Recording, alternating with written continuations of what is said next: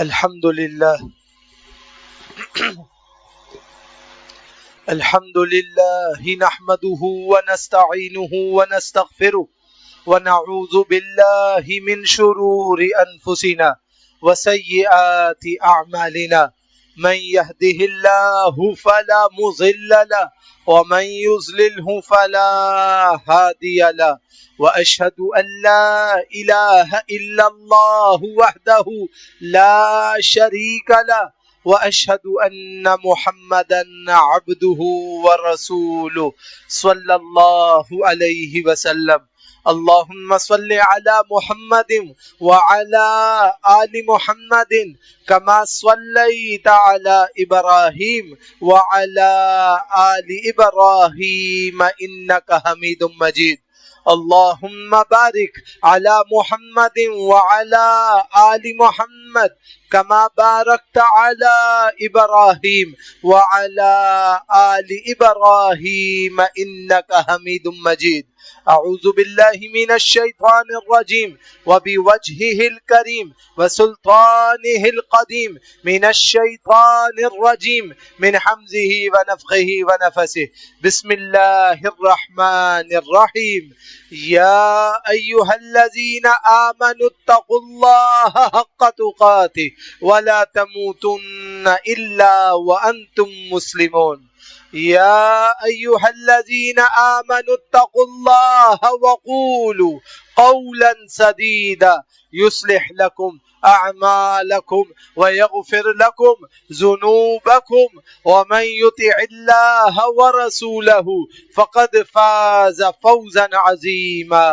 يا أيها الناس اتقوا ربكم الذي خلقكم من نفس واحدة وخلق منها زوجها وبث منهما رجالا كثيرا ونساء واتقوا الله الذي تساءلون به والأرحام إن الله كان عليكم رقيبا.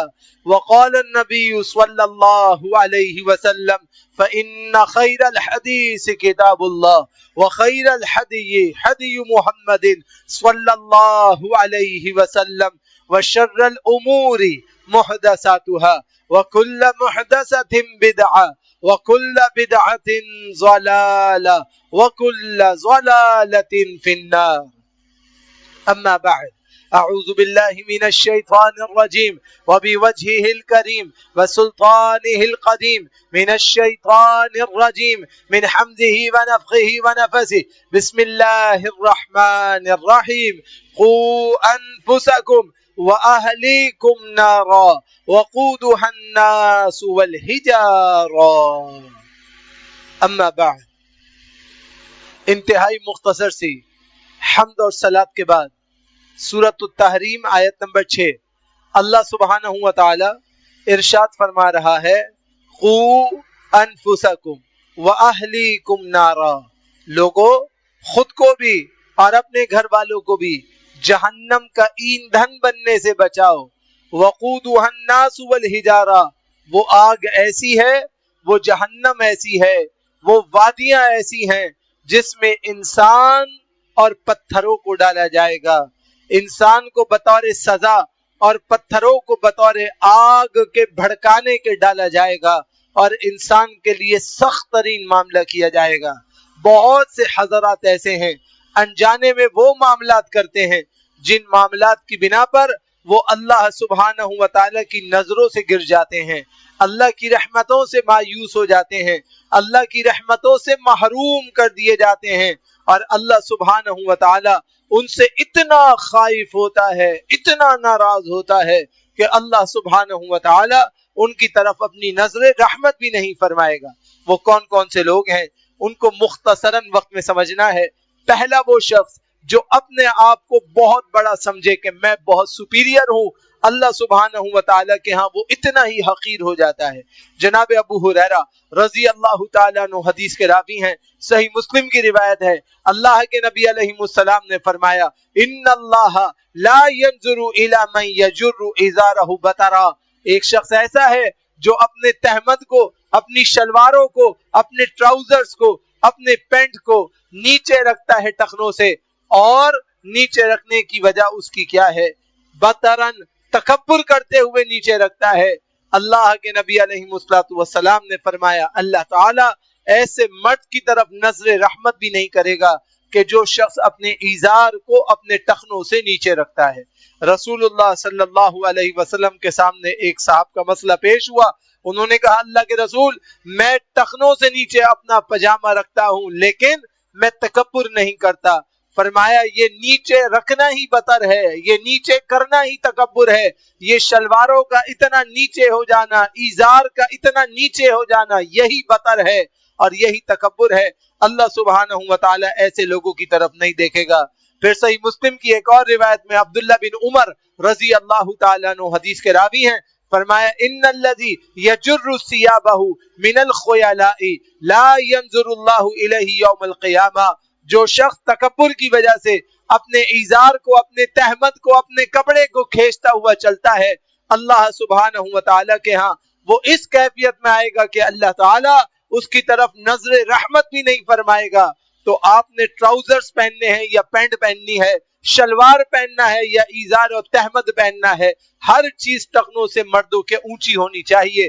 رسول اللہ صلی اللہ علیہ وسلم کا یہی طریقہ ہے۔ نمبر 2، جناب ابو ہریرہ حدیث کے راوی ہیں، صحیح بخاری کی روایت ہے، اللہ کے پیارے نبی علیہ السلام فرما رہے ہیں ثلاثۃ لا یکلمہم اللہ یوم القیامہ ولا ينظر الیہم رجل حلف على سلعة لقد اعطى بها اکثر مما اعطى وهو كاذب ورجل حلف على يمين كاذبة بعد العصر ليقطع بها مال رجل مسلم۔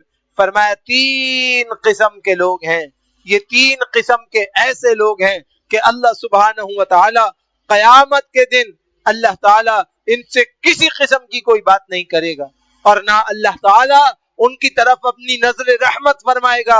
وہ شخص کون ہے؟ ایک وہ ہے جو کسی سامان کے متعلق جھوٹی قسم کھائے کہ اس کی قیمت اتنی ہے جبکہ اس کی قیمت اتنی نہ ہو، وہ جھوٹ بول کے، جھوٹی قسم اٹھا کے سامنے والے کو دھوکہ دے کے اس کی قیمت بڑھا رہا ہے اور اس پر جھوٹی قسمیں اٹھا رہا ہے۔ اس قسم اٹھانے کا مقصود یہ ہے کہ اسے زیادہ مال مل جائے، زیادہ قیمت مل جائے، زیادہ دولت مل جائے۔ فرمایا کہ جتنا اس کو ابھی مل رہا ہے یہ اس میں راضی نہیں، یہ مزید رقم لینے کے لیے جھوٹا حلف اٹھاتا ہے۔ اللہ رب العالمین قیامت کے دن ایسے جھوٹے آدمی کی طرف بالکل اپنی نظر نہیں کرے گا اور اللہ سبحانہ و تعالی اس کی بات تک نہیں سنے گا۔ دوسرا وہ شخص جس نے جھوٹی قسم عصر کے بعد اس لیے کھائی تاکہ اس کے ذریعے ایک مسلمان کا مال ہضم کرے، مال کھا جائے، جھوٹ پہ جھوٹ بولا، جھوٹ پہ جھوٹ بولا، جھوٹے معاہدے، جھوٹے کاغذ، جھوٹے قول، جھوٹے گواہ، جھوٹی نوعیتیں مقرر کی۔ مقصود صرف یہ ہے کہ میں کسی طرح سے مال کھا جاؤں، میں کسی طرح سے ہڑپ جاؤں، میں کسی طرح سے اس پہ غالب آ جاؤں۔ اللہ سبحانہ و تعالی بات تو درکنار اس کی طرف دیکھنا بھی گوارا نہیں کرے گا اور اللہ سبحانہ و تعالی اس سے بالکل بات نہیں کرے گا۔ تیسرا العاق لوالدیہ ومدمن الخمر والمنان بما اعطى۔ فرمایا تیسرا وہ ہے جس میں 3 صفات پائی جائیں۔ صحیح الامام ابن حبان کی روایت ہے، اللہ سبحانہ و تعالی اس کی طرف دیکھنا تک گوارا نہیں کرے گا اور اس سے قطعی طور پہ بات نہیں کرے گا۔ وہ تیسرا کون سا شخص ہے؟ اس کے اندر 3 صفات ہیں۔ نمبر 1، اپنے ماں اور باپ کی بے عزتی کرتا ہے، نافرمان ہے، گالیاں دیتا ہے، برا بلا کہتا ہے، گالم گلوچ میں اتر جاتا ہے۔ اللہ سبحانہ و تعالی اس کی طرف اپنی نظر بھی نہیں کرے گا اور فرشتوں سے کہے گا اس کو اٹھاؤ اور اوندھے منہ جہنم میں پھینک دو، اس کی کوئی بات نہیں سنی جائے گی۔ جو اپنے جنم دینے والے ماں باپ کو گالیاں دیتا تھا، ان کی نافرمانی کرتا تھا، شریعت کے اندر ان کا ہر درجہ اتم مذاق بناتا تھا، ہر ایک سے ان کی چغلیاں لگاتا تھا، ہر ایک سے ان کے لیے فتنے کرتا تھا، اللہ سبحانہ و تعالی ایسے شخص کی طرف دیکھنا بھی گوارا نہیں کرے گا۔ وَمُدْمِنُ الْخَمْرِ، اور ایسی چیزوں کو پیتا ہے جس سے نشہ پیدا ہو، نشے والی اشیاء کو استعمال کرتا ہے، خواہ وہ کھانے کی ہو، خواہ وہ سونگھنے کی ہو، خواہ وہ پینے کی ہو، خواہ وہ چکھنے کی ہو، خواہ وہ محسوس کرنے کی ہو، کسی بھی صفت میں اس کا تعلق حصے ہو جس سے انسان میں مدہوشی پیدا ہوتی ہو، جب وہ اس کا عادی بن جائے تو اللہ سبحانہ و تعالی اس کی طرف دیکھنا بھی گوارا نہیں کرے گا اور اس سے قطعی طور پہ بات کرنا پسند نہیں کرے گا۔ والمنان بما آتا، اور جو اللہ کے راستے میں دے دیا، اولاً تو دینے میں ہی کنجوس ہے، مگر جو اللہ کے راستے میں دے دے اسے پوری دنیا کے سامنے علم نشرح کرے، سب کے سامنے گائے، سب کے سامنے بتائے میں نے یہ کیا، میں نے یہ کیا، میں نے یہ کیا، اللہ سبحانہ و تعالی ایسے شخص کی طرف دیکھنا بھی گوارا نہیں کرے گا، اور اللہ تعالی ایسے شخص سے بات کرنا بھی گوارا نہیں کرے گا۔ تو اللہ سبحانہ و تعالی کے ہاں یہ گستاخ اعظم ہے جو اللہ سبحانہ و تعالی کی نافرمانی کے اندر دھلا ہوا ہے۔ اسی طرح اللہ کے نبی علیہ السلام کے صحابی ہیں عبداللہ بن عباس رضی اللہ تعالی عنہ، ارشاد فرماتے ہیں، سنن ترمذی کی صحیح روایت ہے، لا ينظر اللہ الى رجل اتی رجلا او امرأة فی الدبر، ایک آدمی ہم جس پرستی کرتا ہے، ایک عورت ہم جس پرستی کرتی ہے، ناحق غلط کام کرتے ہیں، خلاف فطرت کام کرتے ہیں، اللہ سبحانہ و تعالی ایسے بدبختوں کی طرف دیکھنا بھی گوارا نہیں کرے گا، ایسے لوگوں سے اللہ بات بھی نہیں کرے گا۔ تو معافی تو جب ہوگی جب اللہ سنے گا، جب اللہ تعالیٰ دیکھنا بھی گوارا نہیں کرے گا، دیکھنا بھی پسند نہیں کرے گا، تو پھر آگے بات کیسے چلے گی؟ ایسے لوگوں کے لیے صرف عقاب ہوگا، سزا ہوگی۔ اسی لیے شریعت نے کہا بچو، ان تمام چیزوں سے اپنے آپ کو بچاؤ، جس کے اندر جو صفت جہاں پائی جا رہی ہے وہ اپنی اصلاح کرے، اور اپنے آپ کو ان تمام چیزوں سے بچا کر آئے جس کی وجہ سے اللہ تعالیٰ سنتے ہی غصہ ہو جائے گا اور دیکھتے ہی غصہ ہو جائے گا۔ تو اس سے اور اس کے غصے سے خود کو بچانے کے لیے ضروری ہے کہ انسان اس سے احتیاط کرے۔ اسی طرح ثلاثۃ لا یکلمہم اللہ یوم القیامہ ولا یزکیہم ولا ینظر الیہم، اب حدیث کے الفاظ کیا ہیں صحیح مسلم میں؟ جناب ابو ہریرہ حدیث کے راوی ہیں، نہ تو اللہ کام کرے گا، نہ اللہ کلام کرے گا، نہ اللہ گفتگو کا جواب دے گا، اور اللہ تعالیٰ اتنا ناراض ہوگا کہ اللہ گناہوں کو بھی نہیں معاف کرے گا، تزکیہ نفس بھی نہیں کرے گا، درگزر بھی نہیں کرے گا، حساب لینے پر آ جائے گا اور حساب لے گا۔ وہ لوگ کون ہیں اور کون حضرات ایسے ہیں جن کے لیے یہ فرمایا گیا وَلَهُمْ عَذَابٌ عَلِيمٌ، اللہ ان کو دردناک عذاب چکھا کر رہے گا۔ یہ کون لوگ ہیں؟ شیخ زان، شادی شدہ بوڑھا تھا پھر بھی اس کو زنا کا مزہ لگا ہے، پھر بھی بدکاریوں کے مزے لگے ہیں، شادی شدہ ہونے کے باوجود، بڑھاپے میں پہنچنے کے باوجود بدکاری کر رہا ہے، اللہ تعالیٰ اس کو نہیں چھوڑے گا۔ کذاب ملک کذاب، بادشاہ ہے، صاحب سلطنت ہے، صاحب امور ہے، صاحب اختیار ہے، اپنے معاملات کا حاکم ہے، پھر بھی جھوٹ بولتا ہے، اور جھوٹ بولنے کی وجہ صرف اور صرف یہ ہے کہ اپنی غلطیوں کو چھپایا جا سکے اور لوگوں کو غلط باتوں میں مبتلا کیا جا سکے۔ اللہ تعالیٰ ایسے شخص کی طرف نظر ہی نہیں اٹھائے گا۔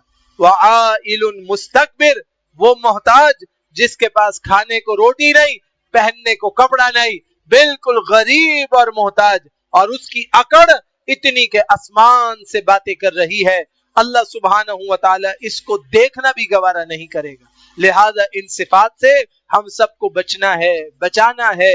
اللہ سبحانہ و تعالیٰ اکڑ کو پسند ہی نہیں کرتا ہے، اکڑ کو پسند ہی نہیں کرتا ہے۔ آپ سوچئے عشرہ مبشرہ میں 10 صحابہ اکرام ہیں، ان 10 صحابہ اکرام کی اگر اجداد و اسباب کو دیکھیں تو ان میں 5 وہ ہیں جو انتہائی غریب تھے، اور 5 وہ ہیں جو اس وقت کے کھربوں پتی تھے، کھربوں پتی، ان کے مال کا کوئی حساب نہیں تھا، ان کی اجداد کا کوئی حساب نہیں تھا۔ اللہ سبحانہ و تعالیٰ اس قدر ان کو مال اور دولت عطا فرما رہا تھا، لیکن اللہ نے بیلنسنگ کی۔ جن 10 کو خوشخبریاں دی، اگر مال والوں کو خوشخبریاں دیتے تو غریبوں کے دل ٹوٹ جاتے، اور غریبوں کو خوشخبریاں دیتے تو مال والے جو اللہ کے دیے ہوئے مال کو اللہ کے راستے میں خرچ کر رہے ہیں وہ مایوس ہو جاتے۔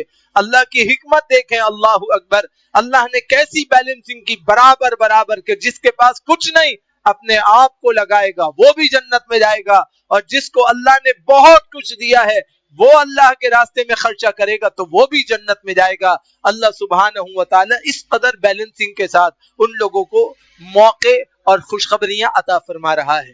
तो जो लोग तकब्बुर में गर्दन में सरिया डाल के अकड़े रहते हैं, आगे पीछे कुछ है नहीं, अपने पास कुछ है नहीं, मगर उनका इनाद, उनका तकब्बुर, उनका फखर, उनकी रियाकारियां, उनकी बातें खत्म होने का नाम नहीं लेती। अल्लाह ताला ऐसे लोगों को बिल्कुल पसंद नहीं करता, और अल्लाह सुब्हानहू व तआला ऐसे लोगों को अपने अंदर इस्लाह का मौका देता है।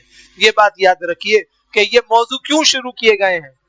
ये इतनी मेहनत से दलाइल जमा करना, ढूंढ ढूंढ के कोशिश कर करके हर किताब हदीस में खंगालना और उससे दलाइल जमा करना, ये इसलिए है कि ये सब वो बातें हैं जो मुझ में और आप में कहीं ना कहीं पाई जाती हैं। हम सब अपनी इस्लाह करें, हम सब अपने अंदर देखें कि भाई हम में अगर ये नुक्ता है तो हम इंशाअल्लाह इस काम को छोड़ दें। ये सब बयान करने का मकसूद ये है कि हम ऐसा ना हो कि अपनी टूटी फूटी छोटी सी जिंदगी की बहुत मामूली सी नेकियां अल्लाह के यहाँ लेके जाएं और अल्लाह ताला नजर रहमत भी ना फरमाए, अल्लाह बख्शिश भी ना फरमाए, अल्लाह दर्जा भी बुलंद ना करे, तो फिर ये जिंदगी और सारी मेहनत का क्या फायदा होगा। इसलिए ये मेहनत की जाती है, इसलिए ये कोशिशें की जाती हैं कि अल्लाह ताला हम सबको वो तौफीक दे जिस तौफीक के बदले में हम इन गुनाह और इनके चक्करों से अपने आप को बचाने वाले बन जाएं।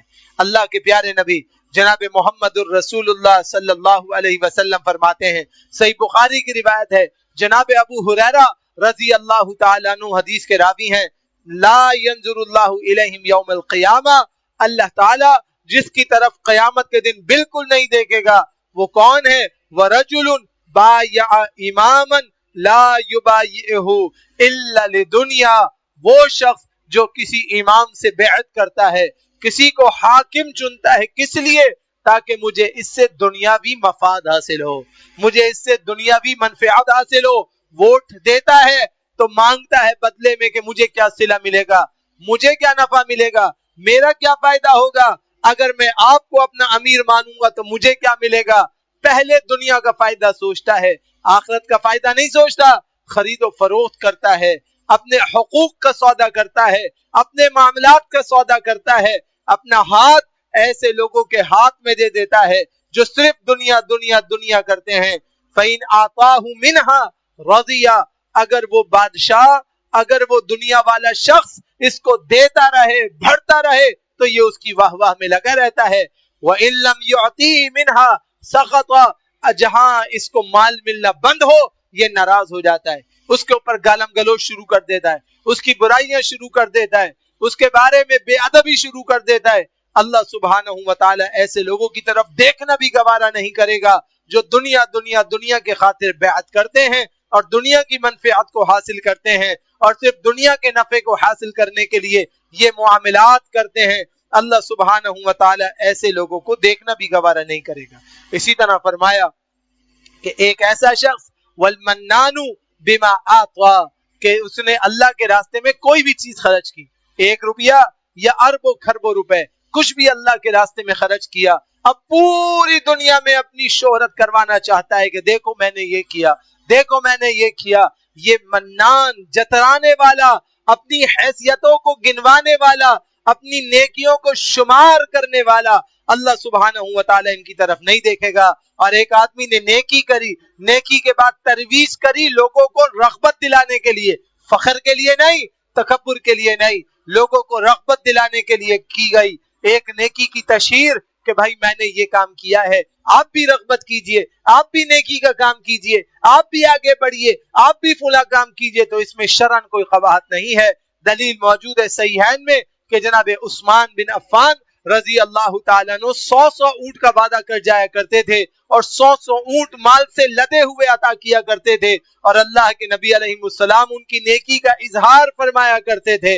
मकसूद रियाकारी नहीं था, एहसान जतलाना नहीं था, बल्कि मकसूद ये था कि दूसरों को रग़बत दिलाई जाए कि तुम भी आगे बढ़ो, तुम भी काम करो, अल्लाह के दीन में सरबुलंदी वाले मामलात के लिए आगे बढ़ जाओ। तो अगर इसकी तौज़ीह की जाए, तशहीर की जाए, इसमें शरई तौर पे कोई क़बाहत नहीं। अब यहाँ पर एक सवाल पैदा होता है, जनाब उस्मान बिन अफ़्फ़ान का तज़किरा मैंने जानबूझ के इसलिए किया है कि उन पर एक इल्जाम लगाया जाता है, उस इल्जाम को अच्छे तरीके से समझ लीजिए। सहीहैन की रिवायत है, जनाब उस्मान ज़िन्नूरैन को जब घर में बंद किया गया और उनके खिलाफ बगावत हो गई तो जनाब उस्मान ज़िन्नूरैन ने कहा कि मुझे पानी तो पिलाओ, प्यास के मारे बुरा हाल है। तो हदीस शरीफ के अंदर अल्फाज हैं کہ ان کے لیے کھارا پانی لایا گیا تو انہوں نے اپنے بالا خانے کی کوٹری کی کھڑکی کھولی اور وہاں سے ارشاد فرمایا لوگو تمہارے پاس پینے کا پانی نہیں تھا، میں نے اللہ کے حکم سے تمہارے لیے مدینہ میں کنواں خرید کے اللہ کے واسطے وقف کیا جس سے تم سیراب ہوتے ہو، پیتے اور پلاتے ہو، اور جس آدمی نے تمہارے لیے اتنی قربانی دی اسے تم نمکین پانی پلاتے ہو اور کھارا پانی پلاتے ہو، اسے میٹھا پانی پینے کے لیے بھی فراہم نہیں کرتے۔ تو کیا جناب عثمان نے نیکی کر کے جتلا دی تھی؟ نہیں، نیکی کر کے نہیں جتلائی تھی۔ جناب عثمان بغاوت کے خلاف تھے، جناب عثمان عداوت کے خلاف تھے، جناب عثمان مسلمان کو مسلمان کے خلاف ابھارنے کے خلاف تھے، اور جناب عثمان اس بات پر لوگوں کو توجہ دلا رہے تھے کہ یہ جو تمہاری سب شرارتیں ہیں یہ اللہ کے ہاں اتنا بڑا گناہ ہے کہ اس کا حساب تمہارے بس کی بات نہیں ہے، اتنا ظلم کرو جو برداشت کر سکو کیونکہ اللہ کے ہاں جواب دہی ہوگی۔ تو ان کی احساسیت کو ابھارنے کے لیے اور انہیں آخرت کا ڈر دلانے کے لیے جناب عثمان بن عفان ان نیکیوں کا اظہار فرما رہے تھے، نہ کہ احسان جتلا رہے تھے، اس لیے کہ صحیح روایتوں کے اندر طبقات میں موجود ہے۔ جناب ابو ہریرہ کہنے لگے اے عثمان ذی النورین خلیفۃ المسلمین، یہ تمام باغیوں سے بھڑ جاؤں گا اور آپ کی طرف سے مقابلہ کروں گا۔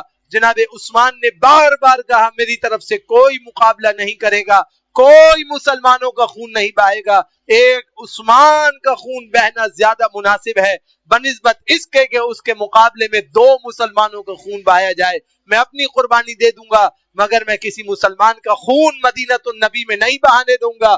پھر بھی 4 صحابہ اکرام مقابلے پہ آئے، دشمنوں کے ساتھ شدید مقاتلہ ہوا اور پھر خلیفۃ المسلمین کو شہید کر دیا گیا۔ تو یہ نوعیت کیا تھی؟ یہ کوئی احسان جتلانا نہیں تھا بلکہ لوگوں کو غیرت دلانی تھی۔ جب انسان نیکی کرتا رہے اور سامنے والا نیکی کا احساس ہی نہ کرے تو اس نیکی کا احساس کرانا بھی چاہیے تاکہ اسے پتہ چلے کہ میرے ساتھ جو احسان ہو رہا ہے اس احسان کی ایک قیمت ہے اور اللہ کے ہاں اس کی ایک حیثیت ہے، تاکہ وہ ان دنیا پرستوں کی طرح نہ ہو جائے کہ جب تک اسے دنیا ملتی ہے وہ واہ واہ کرتا ہے اور جہاں دنیا ملنا بند وہاں وہ دنیا کا سب سے بڑا مخالف اور شیطان بن جاتا ہے۔ اس کام سے خود کو بچانے کی ضرورت ہے۔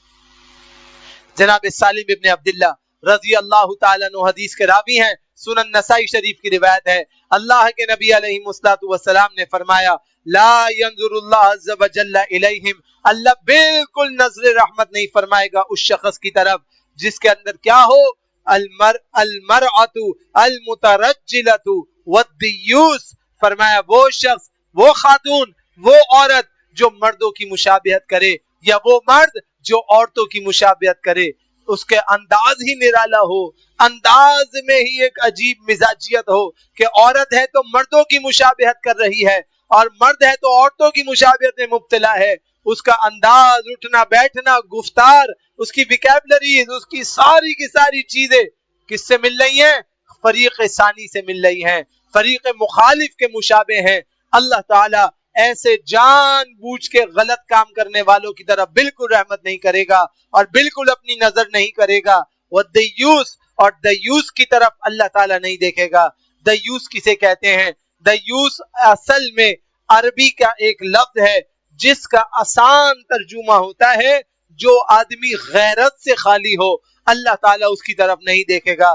آسان لفظوں میں بے حیائی، اپنی آنکھوں سے دیکھے اور اس کے خلاف کھڑا نہ ہو، بے حیائی کو روکنے کی قدرت رکھتا ہو مگر اسے نہ روکے، بے حیائی کے خلاف کھڑا ہو سکتا ہو مگر نہ کھڑا ہو، ایسا شخص دیوس ہوتا ہے۔ اللہ سبحانہ وتعالی ایسے شخص کو معاف نہیں کرے گا۔ ایک ہندوستان کے بہت بڑے عالم، بہت بڑے شیخ گزرے ہیں، عطا اللہ حنیف بھوجیانی رحمت اللہ علیہ، بہت بڑے نواب بھی تھے اور بہت بڑے عالم بھی تھے اور بہت ساری کتابیں انہوں نے لکھی بھی ہیں۔ ان سے راستے میں پوچھا، نواب صاحب کہیں جا رہے ہیں پالکی میں بیٹھے ہوئے اور ساتھ میں ان کی اہلیہ موجود ہیں جو پردے میں نہیں ہیں کیونکہ نواب اپنی حیثیتوں میں رہا کرتے تھے۔ ان سے کسی نے مسئلہ پوچھا، تنبیہ نہیں کری، ٹوکا نہیں، ایک مسئلہ حدیث کا پوچھا، بلوغ المرام کی ایک حدیث پڑھی اور اس میں کہا کہ اس میں دیوس کا لفظ ہے۔ شیخ یہ دیوس کسے کہتے ہیں؟ ہم نے اس کا کبھی مطلب ہی نہیں سنا، یہ لفظ ہی کبھی نہیں جانا، یہ کیا بلا ہے؟ نواب صاحب نے اتنی قیمتی اور وزنی بات کہی اللہ اکبر، یہ ہے اسلاف کا طریقہ۔ فرمایا دیوس نہیں پتا کسے کہتے ہیں، دیوس اسے کہتے ہیں جو تمہارے سامنے پالکی میں بیٹھا ہے جس سے تم مسئلہ پوچھ رہے ہو۔ اپنی طرف اشارہ کیا کہ دیکھو دیوس ایسے آدمی کو کہتے ہیں جس کی اہلیہ بے پردہ بیٹھی ہو اور وہ چپ بیٹھا رہے، ایسے آدمی کو دیوس کہتے ہیں۔ اس نے کہا لیاذ باللہ، میں اللہ کی پناہ میں آتا ہوں، میں آپ کو کچھ کہنا نہیں چاہ رہا تھا، میں مسئلہ پوچھنا چاہتا تھا، میں نے تو اس لفظ کو پہلی دفعہ سنا تھا۔ فرمایا ہاں میں تجھے بتاتا ہوں، یہی اس کا مطلب ہے کہ بے حیائی کو روکنا مقدر ہے، مگر میری نوابی آڑے آ رہی ہے اور میں اس کو نہیں روک رہا ہوں، تو یہی مطلب دیوس ہے۔ یہ بات سننی تھی کہ نواب صاحب کی اہلیہ نے فوراً گھونگھٹ منہ پہ گرا دیا اور اس کے بعد کبھی غیر مرد کے سامنے نہیں آئی اور کہا کہ میں اپنے شوہر کو اللہ کے سامنے رسوا نہیں کرنے دوں گی انشاءاللہ۔ یہ صفت ہوتی ہے، یہ کام کی باتیں ہوتی ہیں، یہ اصلاح کی باتیں ہوتی ہیں۔ ان باتوں سے خود کو روکنا ہے۔ تو جب بے حیائی کا مرکز بن جائے کوئی بھی جگہ، اس کے خلاف کھڑے ہونا، اس بے حیائی کو روکنا، یہ انسان کو کامیابی کی ضمانت دیتا ہے۔ اور جب انسان ایسا کام نہ کرے تو پھر وہ اللہ کے ہاں کامیاب اور کامران نہیں ہو سکتا۔ اللہ سے دعا کرتا ہوں رب ذوالجلال مجھے آپ کو، ہم سب کو کما حقہ اللہ سبحانہ و تعالی کا مطیع اور فرما بردار بننے کی توفیق عطا فرمائے، ایسے اعمال کی توفیق عطا فرمائے کہ اللہ بھی ہم سے راضی ہو جائے اور ہم بھی اللہ سے راضی ہو جائیں، اور اللہ تعالیٰ کی نظر رحمت ہم پہ پڑ جائے، اور اللہ کی غفوریت کا واسطہ ہم پہ نازل ہو جائے، اور ہم سب کے اللہ تعالیٰ پاکی والا تزکیہ عطا فرما دیں، اور اللہ ہم سب کو جنت الفردوس کا اہل بنا دیں۔ اقول قولی ھذا استغفر اللہ لی ولکم ولسائر المسلمین۔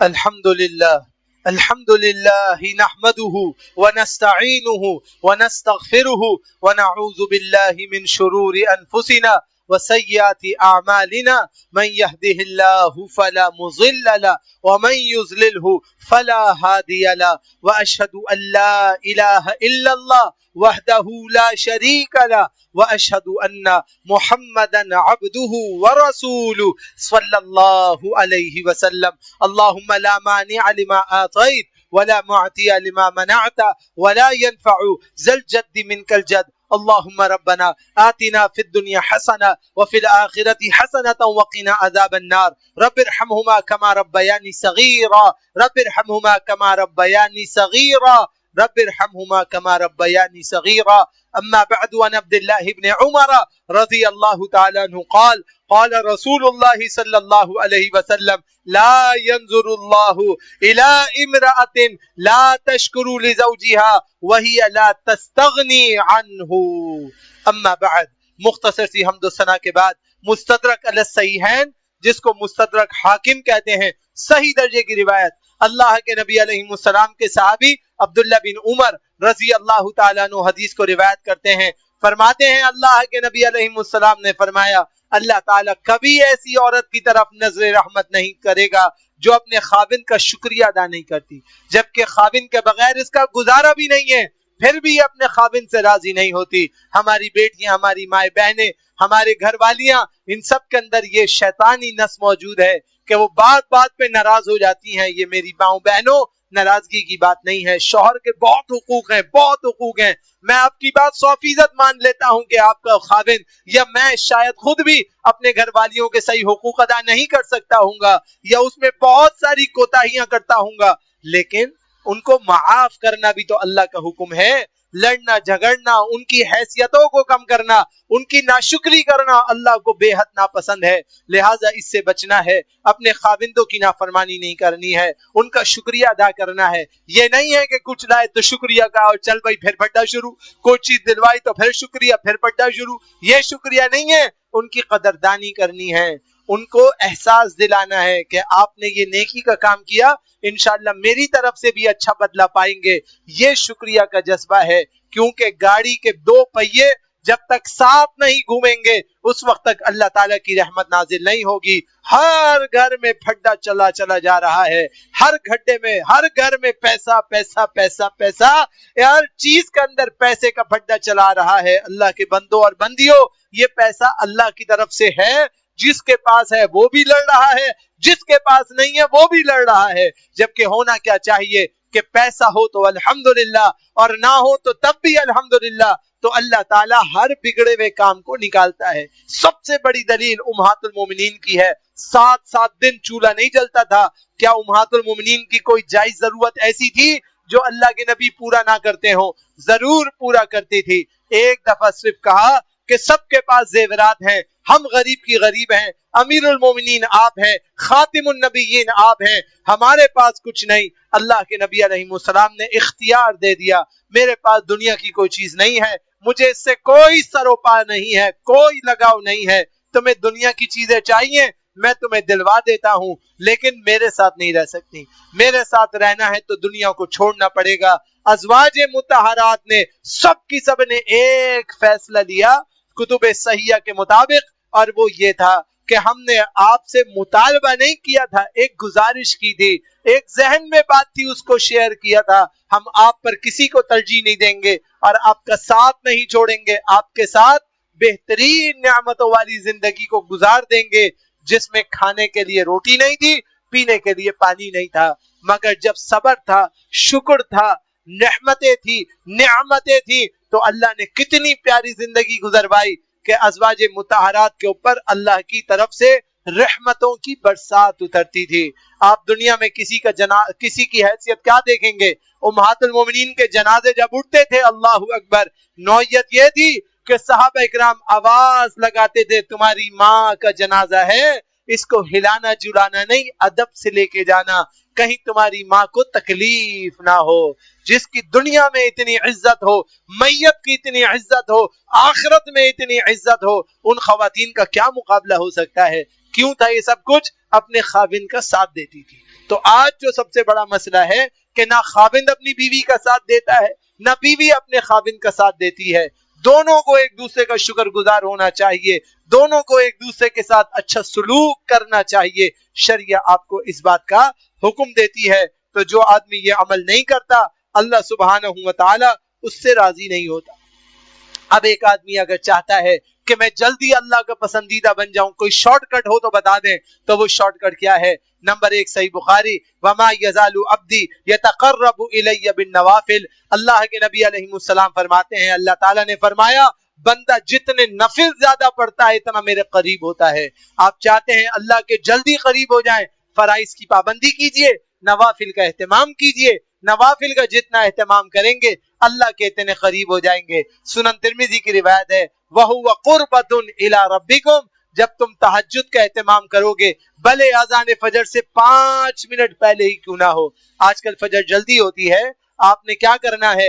اذان سے 15 منٹ پہلے اٹھنا ہے، 10 منٹ میں حاجت ادا کر کے باوضو کرنا ہے، 5 منٹ میں 2 رکعتیں. بہت لمبی چوڑی نہیں کہہ رہا، صرف 5 منٹ آپ کے پاس باقی ہوں، کم سے کم 2 رکعتیں. یہ جو تہجد پڑھنا ہے یہ اللہ کے ایسے قریب کرتا ہے، ایسے قریب کرتا ہے کہ ہر بگڑی سنور جاتی ہے.